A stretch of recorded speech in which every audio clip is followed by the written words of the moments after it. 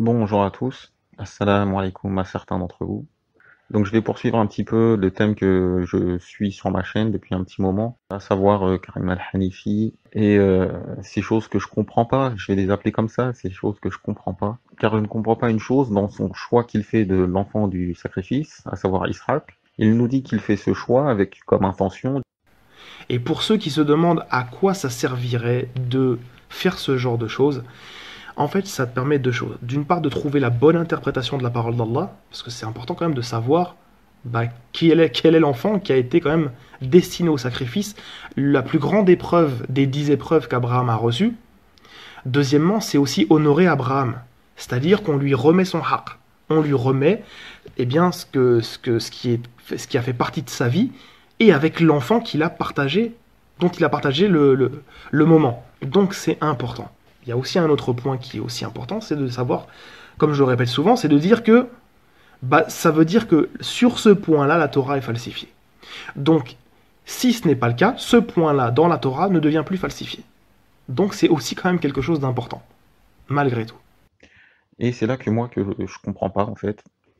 Si je pense que c'est Israël, ce qui est tout à fait possible, bah, ça démontre également une falsification de la Torah, de l'Ancien Testament, de la Bible.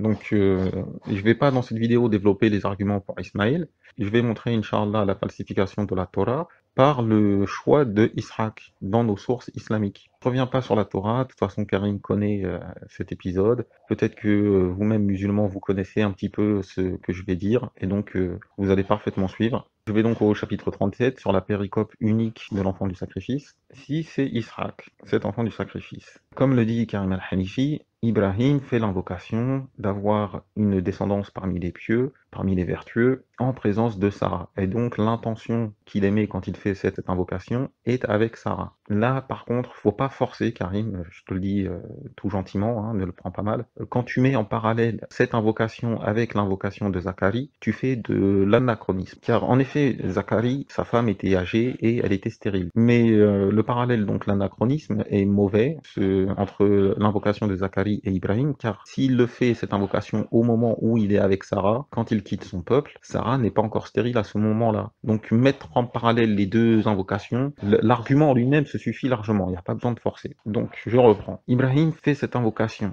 quand il quitte son peuple avec Lot et avec Sarah, et donc l'invocation est d'avoir un enfant par Sarah. Allah lui donne un enfant, donc c'est Israël, car il avait fait l'invocation en présence de Sarah, l'intention était avec Sarah, et donc c'est l'annonce de la naissance de Israël qui suit.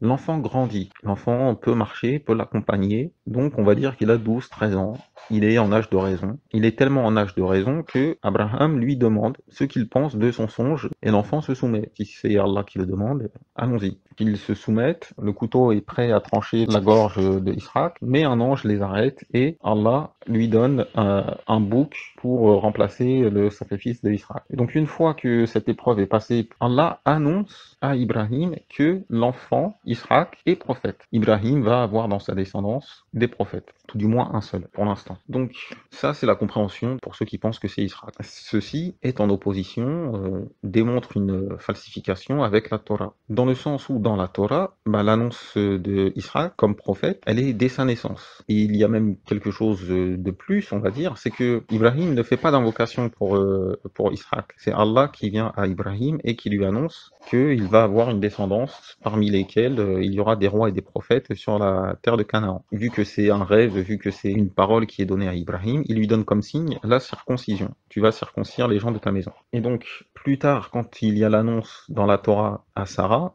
les anges annoncent à Ibrahim que l'enfant qu'il va naître de Sarah est l'enfant par lequel il y aura des rois et des prophètes de la descendance d'Ibrahim sur la terre de Canaan. Et donc là, il y a une opposition.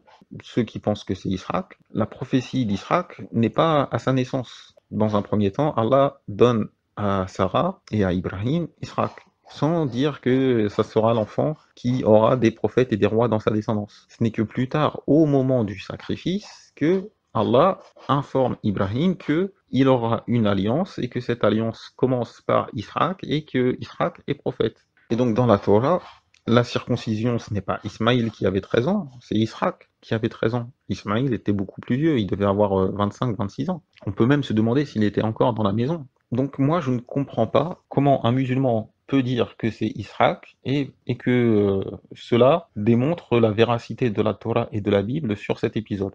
Si c'est Isaac, l'alliance avec Ibrahim, elle a été faite quand Isaac avait 13 ans. Et donc la circoncision, c'est pas Ismaël qui avait 13 ans, la circoncision, c'est Isaac. Donc il y a toujours un problème de nom.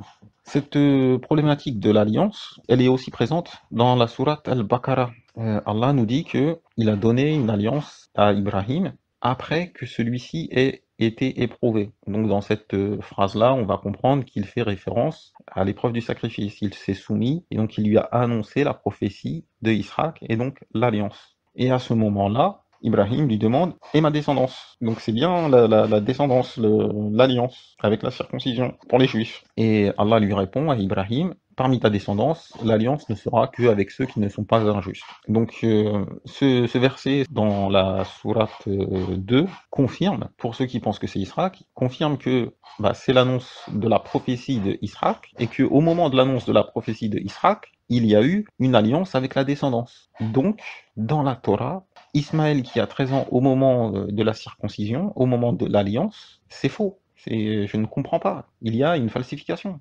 Si Karim peut m'expliquer cela, parce que bon, moi je suis comme lui, je ne parle pas arabe, je ne connais pas le Coran par cœur, mais je reconnais qu'il a plus de science que moi. Et j'ai pas de problème avec ça.